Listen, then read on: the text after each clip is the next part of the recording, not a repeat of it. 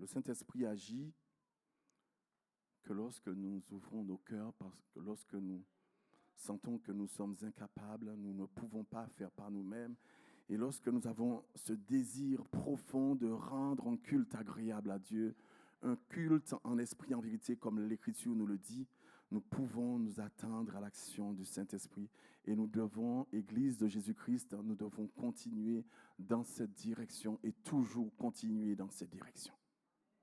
Toujours rechercher l'action du Saint-Esprit. C'est le temps, frères et sœurs. C'est le temps où l'Église de Jésus-Christ doit se lever dans la foi. Pourquoi je dis dans la foi? C'est le temps où chacun de nous, qui formons l'Église de Jésus-Christ et qui sommes aussi l'Église de Jésus, qui sommes l'Église, c'est le temps pour chacun de nous de faire confiance à Dieu véritablement. Nous avons besoin, et Dieu attend que nous lui fassions confiance véritablement, frères et sœurs. Parfois, nous lâchons, n'est-ce pas? Parfois, lorsque tout va bien, nous disons plein de choses, de belles paroles et proclamons de belles paroles. Et quand les choses vont mal, il n'y a plus personne. Et le cœur de Dieu est attristé. Nous devons nous lever dans la foi, frères et sœurs. Nous devons nous lever dans la consécration.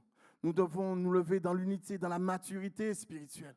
Plus nous avançons dans la connaissance de Christ, frères et sœurs, plus cette maturité spirituelle doit nous imprégner, n'est-ce pas? C'est lorsque nous sommes mûrs spirituellement, frères et sœurs, que nous voyons, que nous tenons ferme et nous voyons Dieu agir. Une église forte n'est pas une église seulement une église nombreuse. Une église forte, une église qui marche dans la foi, dans la consécration et dans l'unité, c'est une église, frères et sœurs, qui marche dans le bon témoignage, dans la direction de l'esprit et dans la sagesse qui maintient l'unité de l'église. Frères et sœurs, ce matin, il y a un appel, Dieu veut nous faire un appel collectif. Ce que Dieu a mis sur mon cœur, ce n'est pas un message pour certaines personnes de l'Assemblée, certains responsables, non, même si le texte nous parle de cela. Mais je crois qu'aujourd'hui, Dieu veut s'adresser à son Église d'une manière particulière. À tout un chacun. À tout un chacun. Pourquoi je dis cela, frères et sœurs? Parce que la Bible nous dit très clairement que Dieu a préparé des œuvres pour chacun de nous. Donc, puisqu'il a préparé, c'est dans Éphésiens, puisqu'il a préparé des œuvres pour chacun de nous, donc tu as une responsabilité et Dieu attend de toi. Tu as une responsabilité de servir là où Dieu t'appelle, là où Dieu nous appelle. Donc, nous avons une responsabilité de marcher dans un bon témoignage. Nous avons la responsabilité de marcher dans l'esprit qui nous révèle les choses de Dieu.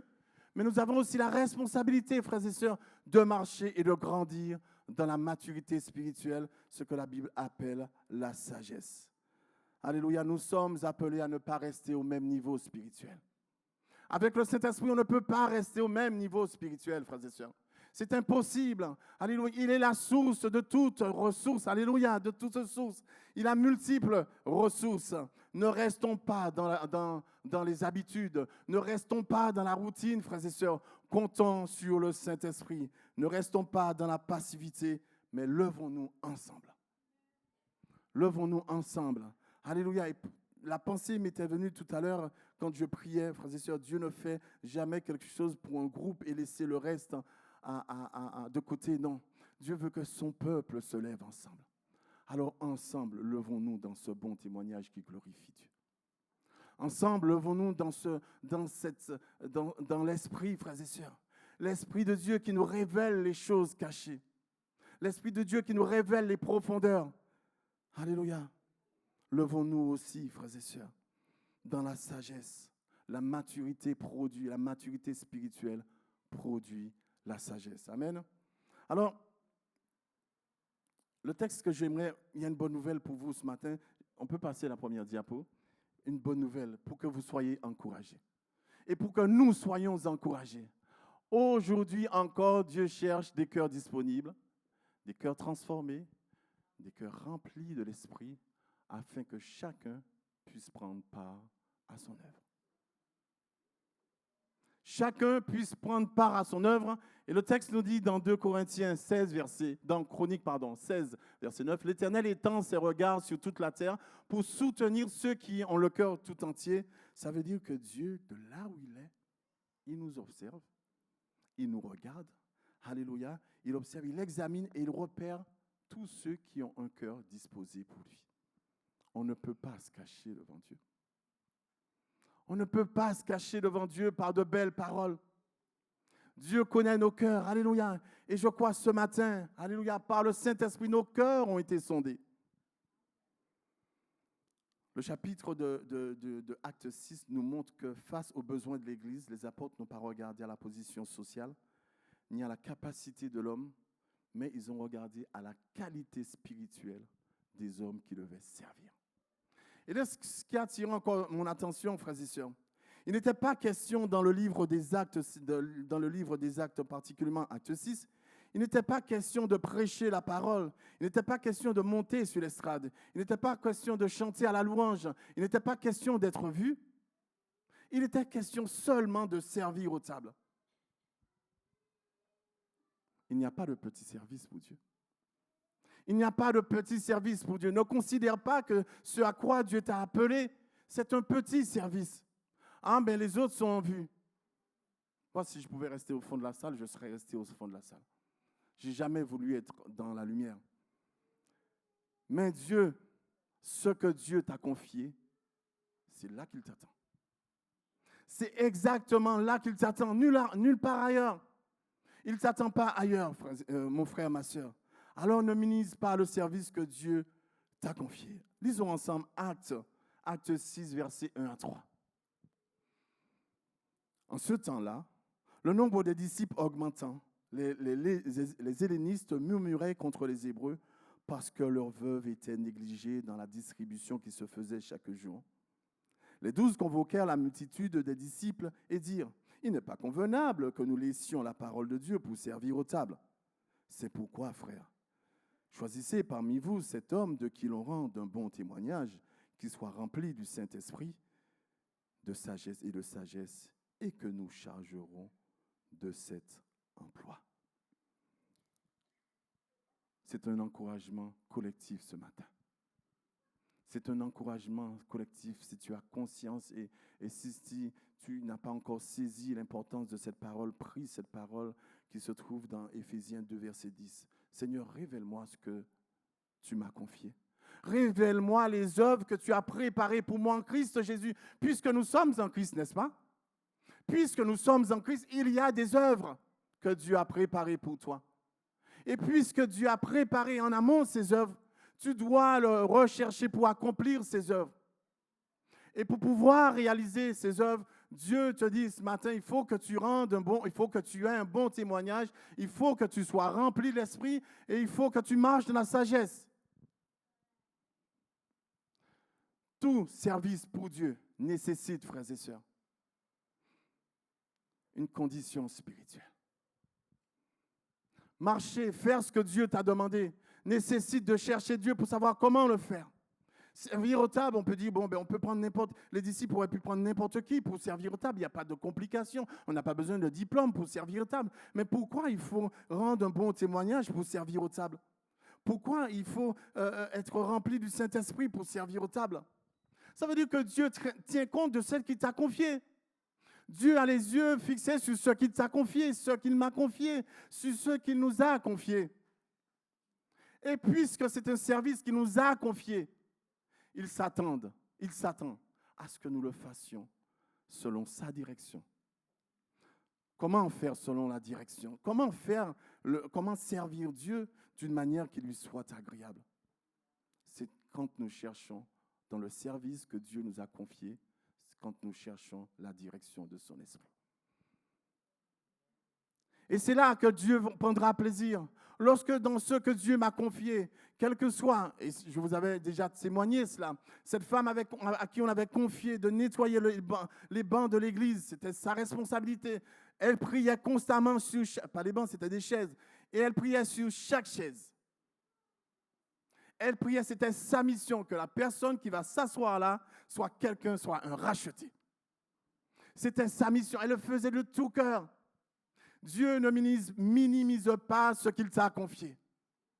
Alors ne le fais pas n'importe comment. Église de Jésus-Christ, levons-nous. Il est temps de nous lever. Il est temps pour l'Église de Jésus-Christ de se lever dans le bon témoignage. Il est temps que les hommes, disent oui, l'Église de Jésus-Christ rend un bon témoignage. Combien de fois nous avons déçus, frères et sœurs, par nos paroles, par nos actions, par nos comportements. Combien de fois nous avons déçus. Et dans la même foulée, nous avons, ou bien auparavant, au préalable, nous avons parlé, nous avons dit que nous sommes enfants de Dieu. Dieu nous parle ce matin d'une manière particulière.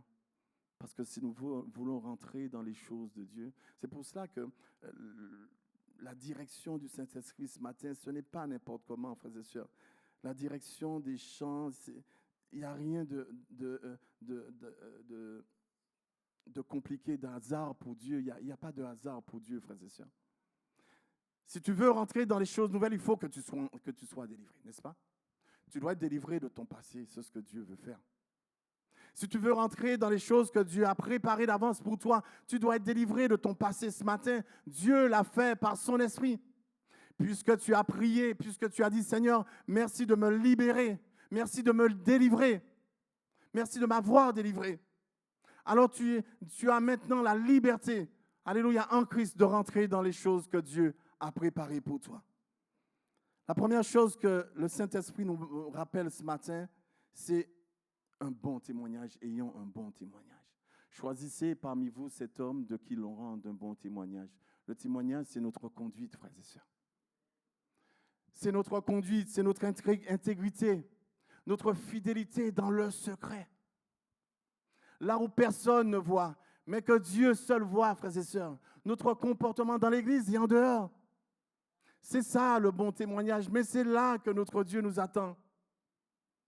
Et je dis toujours, c'est vrai, quand nous sommes dans l'église, nous sommes tous beaux. Nous sommes endimanchés, nous sommes bien habillés, donc nous sommes tous beaux, frères et sœurs. Mais Dieu nous attend tous les jours. Dieu t'attend tous les jours. Dieu t'attend à ton travail, face à ces collègues qui sont difficiles, compliqués. Dieu t'attend dans ton foyer, parce que le mari est ceci ou la femme cela. Dieu t'attend, Dieu nous attend. Frères et sœurs, beaucoup de personnes se sont tournées vers Dieu parce qu'ils ont vu un homme ou une femme, un enfant de Dieu, rendre un bon témoignage. Le témoignage parle plus que nos paroles. Une chrétienne m'avait dit une fois, fais ce que je dis, mais ne fais pas ce que je fais. Ce n'est pas cohérent. Non. Je veux faire ce que toi tu fais. Tu parles de Dieu. Tu parles d'un Dieu tout-puissant, tu parles d'un Dieu fidèle, tu parles d'un Dieu qui t'aime, tu dis que tu aimes Dieu, que tu marches avec Dieu, mais comment se fait-il qu'on ne voit pas de différence? Levons-nous dans un bon témoignage, Église de Jésus-Christ, afin que les hommes reviennent à l'Église, parce qu'il arrivera le temps où les hommes auront du mal à venir à l'Église, et nous le voyons. Combien c'est compliqué, frères et sœurs, de faire venir, lorsque nous invitons des hommes et des femmes, de les faire entrer dans l'Église. Alors il y a l'œuvre du diable, c'est vrai. Mais il y a aussi le fait que nous n'avons pas parfois rendu un bon témoignage et nous avons éloigné les hommes de Dieu. Alléluia. Matthieu 5, 16 nous dit que votre lumière luise devant les hommes. Que notre lumière, ce qui est clair, que ta lumière, que ma lumière luise devant les hommes, afin que ces hommes-là voient vos bonnes œuvres et qu'ils glorifient votre Père qui est dans les cieux. Vous savez, parfois, quand on dit on ne sait pas faire, la parole est très claire. Voilà le chemin. Tu veux rendre un bon témoignage, sois une lumière. Mais ce qui est merveilleux avec Dieu, c'est que Dieu ne te dit pas seulement sois une lumière, puisque lui, la lumière habite en toi. Donc tu ne peux pas dire, mais Seigneur, je n'ai pas ta lumière. Lui, la lumière, il habite en toi. Est-ce que tu crois que Christ, la lumière, habite en toi? Alors si Christ, et puis, je ne dirais pas si, puisque réellement Christ, la lumière, habite en nous. Alors puisque Christ, la lumière, habite en nous, nous devons éclairer. Nous devons laisser jaillir et sortir cette lumière. Et c'est là que Dieu t'attend. Et c'est là que nous allons pouvoir éclairer les hommes qui sont dans les ténèbres. C'est là que c'est par cette lumière, alléluia. Ce n'est pas une lumière humaine, ce n'est pas la lumière du jour. C'est Dieu en nous, alléluia, qui veut éclairer les hommes, frères et sœurs. Nous avons le chemin afin que lorsqu'ils verront les bonnes œuvres, alléluia, qui sont en accord avec nos paroles, ils glorifient Dieu, alléluia, qui est dans le ciel. Et lorsqu'ils glorifient Dieu, ça veut dire qu'ils se sont déjà connectés à Dieu. Parce que si tu n'es pas connecté à Dieu, tu ne peux pas le glorifier. Tu ne peux pas glorifier Dieu si tu n'as pas fait déjà un pas avec lui. Amen. Ce qui est frappant, frères et sœurs,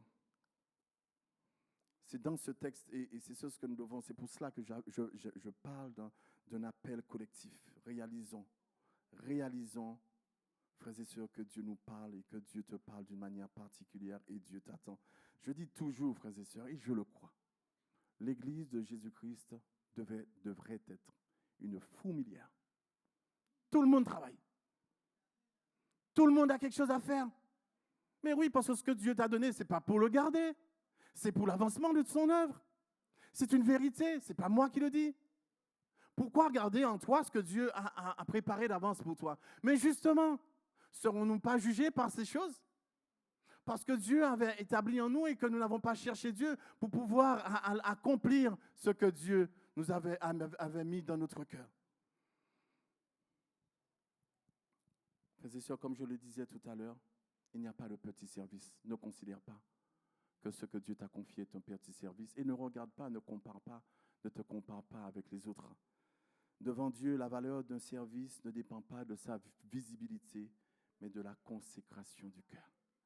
Cette femme, elle nettoyait les bancs, elle priait, elle était consacrée. C'est là que Dieu l'attendait. Dieu t'attend.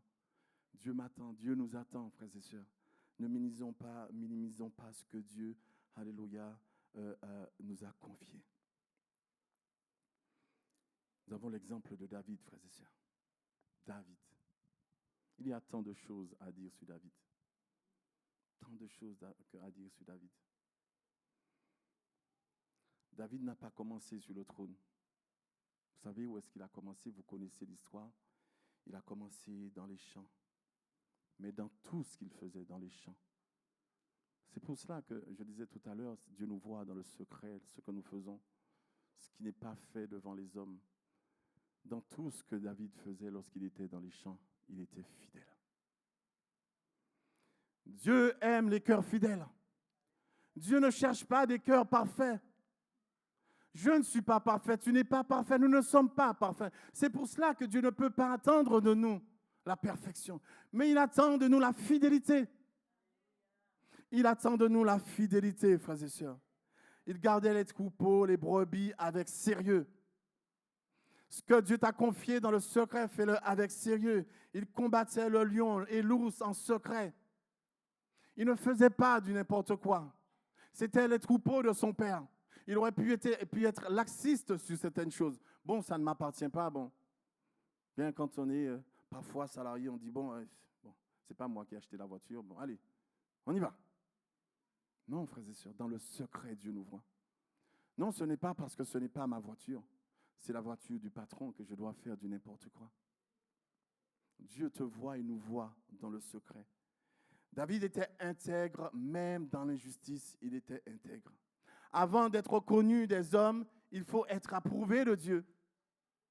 Avant d'être connu des hommes, il faut être approuvé de Dieu, frères et sœurs. Et cette approbation, alléluia, trouve sa source dans le secret. Trouve son origine dans le secret. Là où Dieu t'a placé, et tu travailles discrètement, personne ne te voit, mais avec un cœur fidèle, un cœur sincère, et tu fais avancer ce que Dieu t'a demandé. Si tu n'es pas fidèle dans les petites choses, si nous ne sommes pas fidèles dans les petites choses, Dieu ne pourra nous confier de grandes choses. C'est une vérité biblique, frères et sœurs. Puisque si tu n'as pas été fidèle dans les petites choses, lorsque Dieu va nous confier les grandes choses, elles vont nous perdre. Mais la fidélité dans les petites choses nous donne de développer un cœur intègre, un cœur fidèle, un cœur, alléluia, s'appuyant sur Dieu. Son témoignage ne dépendait pas de sa position, mais de sa vie quotidienne avec Dieu, que ton témoignage dépende aussi, alléluia, de cette vie quotidienne avec Dieu, un témoignage qui soit agréable à Dieu. Alors, bien-aimés, comme David ce matin, Dieu regarde notre vie dans le secret, Dieu regarde notre conduite, Dieu regarde notre intégrité, Dieu regarde notre fidélité. Deuxième point, soyons remplis de l'Esprit, c'est le deuxième point. Le texte nous dit plein d'Esprit Saint. Éphésiens 5, verset nous dit, soyez, c'est un ordre. Soyez remplis de l'Esprit, parce que nous ne pouvons pas faire l'œuvre, même si nous rendons un bon témoignage, mais il va manquer quelque chose. Il va manquer ce qui en fait la force. Il va manquer ce qui en fait la puissance. Il va manquer ce qui va nous conduire dans les choses de Dieu. Il va nous manquer ce qui va nous conduire dans ce que Dieu veut. C'est le Saint-Esprit. Cela signifie que, frères et sœurs, même pour servir Dieu dans les tâches pratiques comme servir aux tables, la plénitude du Saint-Esprit est essentielle. Et ça me parle. Ça me parle. Est-ce que ça te parle ce matin? Est-ce que cette parole te parle ce matin? Soyons remplis du Saint-Esprit. Alléluia. Ce n'est pas une option pour quelques-uns et parfois on pense que le Saint-Esprit et la plénitude du Saint-Esprit, c'est pour ceux qui prêchent la parole, ceux qui se montent sur l'estrade. Non. La promesse, c'est pour toutes les générations à venir. La promesse du Saint-Esprit, de la plénitude du Saint-Esprit, c'est pour toutes les générations à venir dont nous faisons partie maintenant et pour les générations après, frères et sœurs. Recherchons, alléluia, la plénitude du Saint-Esprit. Être rempli du Saint-Esprit nous permet de servir en paix, nous permet, alléluia, d'aimer avec sincérité et nous permet de marcher avec sagesse. Alléluia, et nous en avons besoin. Alléluia. Ne servons pas par habitude ni par nos propres forces. Lorsque Dieu m'a révélé ces choses, frères et sœurs, l'importance de rechercher la direction du Saint-Esprit, l'importance de rechercher la plénitude du Saint-Esprit pour le service, je peux vous dire que ma vie a changé. Il est important, frères et sœurs. Il est important parce que nous ne cherchons plus à faire par nous-mêmes. Nous disons, Seigneur, fais ce que tu as prévu. Et c'est faire ce qu'il a prévu, frères et sœurs, c'est ce qui nous est bon, agréable et parfait. Alors pourquoi ne pas rechercher la direction de l'Esprit? Recherchons la direction du Saint-Esprit, alléluia, afin que notre service glorifie Dieu, alléluia, et que notre témoignage apporte la paix dans l'Église, l'édification dans l'Église, amen, alléluia, et la sagesse. Servir Dieu ne repose pas seulement sur nos capacités humaines, alléluia, beaucoup, alléluia, n'ont pas saisi cela, et ils pensent que servir Dieu repose sur nos capacités, notre éloquence, non. L'apôtre Paul même avait saisi cela. Il a dit lui-même que ma prédication ne repose pas sur ma sagesse, mais il cherchait à ce que sa prédication repose sur une direction de l'Esprit. C'est pour cela, frères et sœurs, qu'il y avait des vies transformées. C'est pour cela que les hommes se tournaient vers Dieu. Ma parole et ma prédication ne reposent pas sur une démonstration, j'ai oublié la suite du texte.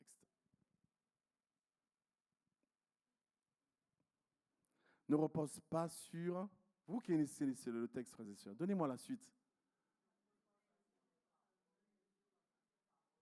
Alors, ok. Et voilà.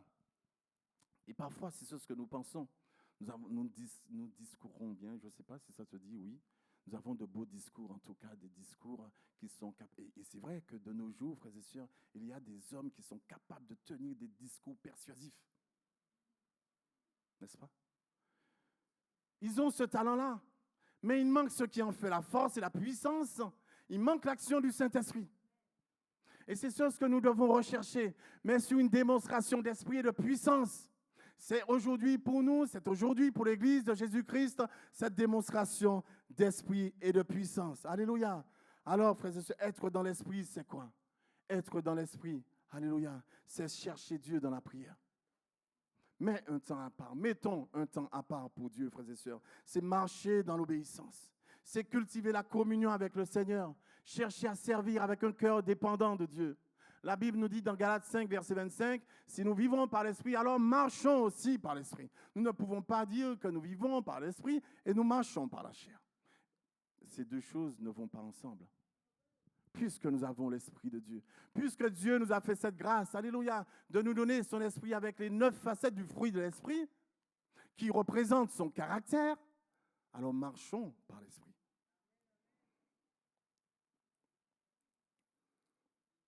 Alors pour nous, Église, ce matin, le Seigneur ne veut pas seulement une Église active, mais une Église qui marche dans la plénitude de son Esprit. Il faut travailler pour Dieu. C'est la première chose. Mais il faut travailler pour Dieu dans la direction, sous la direction de son Esprit. Amen. Et nous accomplirons, alléluia, ce que Dieu a réservé pour nous. Amen. Le Saint-Esprit nous a été donné à toute l'Église. À tout un chacun, le Saint-Esprit a été donné. 3e diapo. Être rempli de sagesse pour servir, la maturité, alléluia, qui préserve l'unité de l'Église. Jacques 3, verset 17 nous dit que la sagesse, et nous révèle, alléluia, la nature de cette sagesse. La sagesse d'en haut, elle est pure. Ensuite, elle est pacifique. Elle est modérée, conciliante, pleine de miséricorde et de bons fruits. Elle se manifeste par nos paroles mesurées. Comment nous parlons, frères et sœurs? Parfois, c'est compliqué, hein? Parfois, nous avons du mal à nous parler correctement.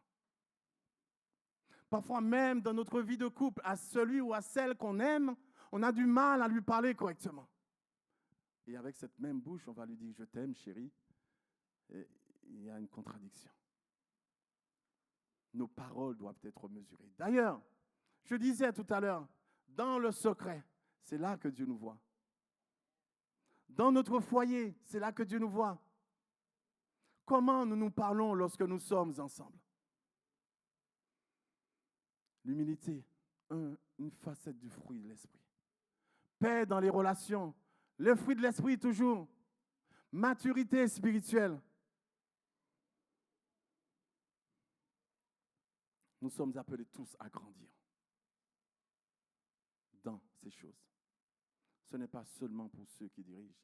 L'appel de l'Église ce matin, alléluia, l'encouragement de l'Église ce matin, c'est que nous grandissions tous, frères et sœurs, dans les choses que Dieu a préparées pour nous. Nous grandissons dans cette sagesse, alléluia, non seulement dans notre service, mais dans le témoignage, dans la vie de l'esprit, alléluia, et dans notre sagesse. Amen. Savez-vous pourquoi, frères et sœurs, il faut grandir dans la sagesse? Et c'est tellement important. Et l'ennemi veut nous voiler cela. Parce que c'est la maturité spirituelle ou la sagesse qui préserve l'unité de l'Église, qui préserve la paix dans l'Église. C'est parce que je suis mûr et que nous sommes mûrs spirituellement, nous savons comment nous parler. Nous savons nous demander pardon. Nous savons dire excuse-moi ou pardonne-moi. Nous savons dire non, je ne laisserai pas d'accès au diable entre mon frère et ma sœur. Non, parce que l'Église de Jésus-Christ est en paix et que je dois rechercher la paix. C'est parce que je suis mûr spirituel, frères et sœurs, spirituellement que je peux rechercher ces choses. Nous sommes tous appelés à grandir dans la sagesse, alléluia, qui préserve, qui édifie l'Église, alléluia, dans l'unité. Pour terminer, bien-aimés, j'ai sauté parce que le temps passe tellement vite. Remarquons quelque chose de très important dans ce passage, et qui était le début du texte. Les disciples ont dit « choisissez parmi vous ». Il ne fallait pas aller chercher ailleurs. L'œuvre de Dieu doit être faite avec les hommes et les femmes qui composent l'Église de Jésus-Christ. Choisissez parmi vous. Cela signifie que Dieu agit au milieu de son peuple. Dieu a déjà pourvu. Tous les besoins de l'Église sont pourvus, sont dans l'Église de Jésus-Christ. Parce que Dieu a préparé des œuvres pour toi et pour moi en Jésus-Christ. Ces œuvres, elles sont pour l'édification de l'Église. Elles sont pour la bonne marche et l'avancée de l'Église de Jésus-Christ. Ce matin, le Seigneur ne te dit pas certains doivent se lever, mais Dieu nous dit levons-nous ensemble. Levons-nous ensemble dans le bon témoignage. Levons-nous ensemble dans la direction de l'Esprit. Levons-nous ensemble, alléluia, dans cette sagesse, alléluia, que Dieu attend de nous. Alors, conclusion, frères et sœurs, le Seigneur nous fait grâce de marcher ensemble et pour bon nombre d'entre nous, nous marchons ensemble depuis très longtemps, n'est-ce pas? Très longtemps. Il nous fait cette grâce de marcher ensemble comme une famille spirituelle. Alors nous qui nous connaissons déjà, ne laissons pas d'accès à l'ennemi. Resserrons les liens, frères et sœurs. Resserrons les liens parce que nous nous connaissons. Alors nous ne nous connaissons pas comme lorsque nous habitons ensemble, mais nous connaissons, frères et sœurs, nous nous connaissons. Resserrons les liens. Et sa parole nous encourage aujourd'hui, ce matin, à continuer de grandir, non dans la pression, mais dans la grâce. Dieu veut que nous allions jusqu'au bout et que son Église aille jusqu'au bout. Alors, engageons-nous ensemble. Engageons-nous ensemble, frères et sœurs, dans un bon témoignage. Autour de nous, il y a des hommes et des femmes qui ne connaissent pas Dieu. Et si nous ne savons pas quoi dire, ayons un bon témoignage. Ayons un témoignage qui glorifie Dieu. Le temps viendra où ils viendront vers toi et ils te diront, mais ils te diront, ou il te dira, mais comment se fait-il que tu sois toujours en paix? Comment se fait-il que tu sois toujours joyeux? On voit, les autres voient, frères et sœurs. De la même manière, à l'inverse, si nous rendons un bon témoignage, nous serons toujours pointés du doigt, frères et sœurs, et nous allons éloigner les hommes de Dieu. Engageons-nous dans une vie remplie de l'Esprit, c'est nécessaire. C'est nécessaire. Et vous verrez, frères et sœurs, si l'Église de Jésus-Christ ne se lève pas dans la vie de l'Esprit, de la marche avec le Saint-Esprit, alors l'Église de Jésus-Christ va ressembler au monde. Va ressembler au monde, les choses du monde. Et nous voyons combien, de plus en plus, les choses du monde commencent à rentrer dans l'Église. Et le peuple de Dieu, nous devons faire attention. Et si nous marchons par l'Esprit, alléluia, nous n'accomplissons pas les désirs de la chair, comme la Bible nous dit. Alors engageons-nous dans la sagesse qui préserve l'unité de l'Église, parce que lorsque le peuple de Dieu marche dans l'unité, le diable trouvera toujours une faille, que tu ne sois pas celui, que je ne sois pas celui, que nous ne soyons pas ceux, alléluia, qui ouvrent la porte à l'ennemi. Et lorsque toute l'Église grandit dans ces trois dimensions, la paix, la joie, mais j'ai oublié aussi l'amour, la paix, la joie, l'amour, la bonté, la fidélité, tout le cœur de Dieu se manifeste, tout l'amour de Dieu se répand. Et lorsque l'amour de Dieu est répandu, le Saint-Esprit agit. Il se passe des choses. Nous voyons des choses nouvelles. Nous voyons des grandes choses. Nous voyons les guérisons. Nous voyons les délivrances. Pourquoi? Parce que le caractère de Dieu est manifesté au milieu de son peuple. Alléluia. Et la présence de Dieu se manifeste et se manifestera encore et encore et encore, parce que nous marchons, alléluia, parce que le peuple de Dieu s'est levé dans les trois dimensions, alléluia, là où Dieu l'attend, le bon témoignage, la vie de l'Esprit par le Saint-Esprit, alléluia, alléluia, et la sagesse qui unit, qui édifie, qui fortifie et qui fait tant de bien. Frères et sœurs, ce matin, frères et sœurs, Dieu nous a parlé. N'oublions pas et qu'il y a certaines paroles qui doivent nous suivre et qui doivent être là, comme l'apôtre Paul disait, je serre ces paroles dans mon cœur. Et lorsque Dieu a parlé, il a dit que, alléluia, qu'il a préparé des choses nouvelles qui sont sur le point d'arriver. Alléluia, nous devons avoir soif de ces choses nouvelles. Mais si nous ne sommes pas dans les conditions nécessaires, frères et sœurs, nous ne rentrerons pas dedans. Dieu nous attend. Dieu nous attend et nous parle. Et nous montre encore la voie que nous devons suivre. Alléluia, parce que c'est un Dieu qui veille sur nous. C'est un Dieu qui nous aime. Et puisqu'il nous aime, il nous montre toujours. Il nous dit, voilà la direction. Alléluia. Et si nous tombons, il nous relève. Si nous avons pris un chemin tortueux, il va nous redresser. Parce qu'il nous aime, il veut nous conduire jusqu'au bout. Que son nom soit glorifié. Alors mon frère, ma sœur, ce matin, si tu sens que tu t'es écarté de la parole, si tu sens que ton témoignage ne convient pas à Dieu, si tu sens qu'il te manque quelque chose pour servir, alors Dieu t'a parlé ce matin. Dieu ne parle jamais en vain. À côté de toi, il y a quelqu'un qui n'a pas encore connu Jésus-Christ, qui ne s'est pas encore connecté à Dieu. Là où Dieu t'a placé, c'est ton terrain de travail. Le terrain de travail n'est pas pour tout le monde dans l'Église, bien qu'il y ait du travail pour tout le monde dans l'Église. Il y a toujours quelque chose à faire dans la maison de Dieu. Mais là où Dieu t'a placé, c'est ton terrain d'entraînement. Et autour de toi, il y a des hommes et des femmes qui ne connaissent pas Jésus-Christ. Cherche Dieu. Cherche-le. cherche sa direction. Lorsque tu ne sais pas comment parler, tu dis, Saint-Esprit, j'ai du mal, je ne sais pas comment parler à cet homme.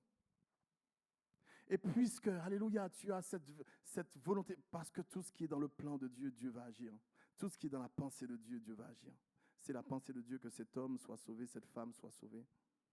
Et quand tu t'approches et tu dis, Saint-Esprit, je ne sais pas comment parler, donne-moi les paroles, il saura te donner les paroles.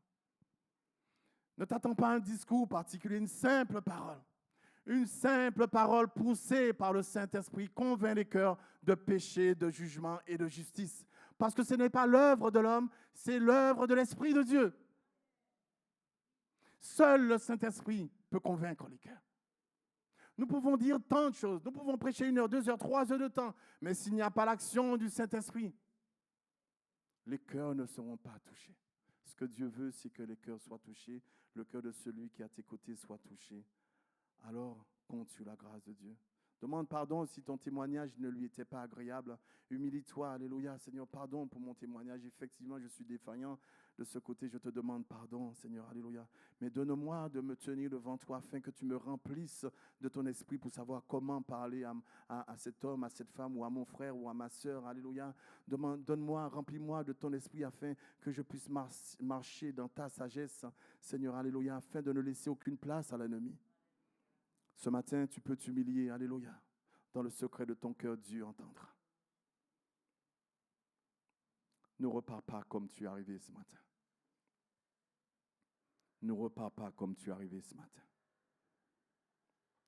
Seigneur, merci pour ta fidélité. Merci parce que tu n'es pas un homme pour mentir. Lorsque tu parles à ton Église, Seigneur, tu lui parles d'une manière particulière. Tu lui parles d'une manière particulière.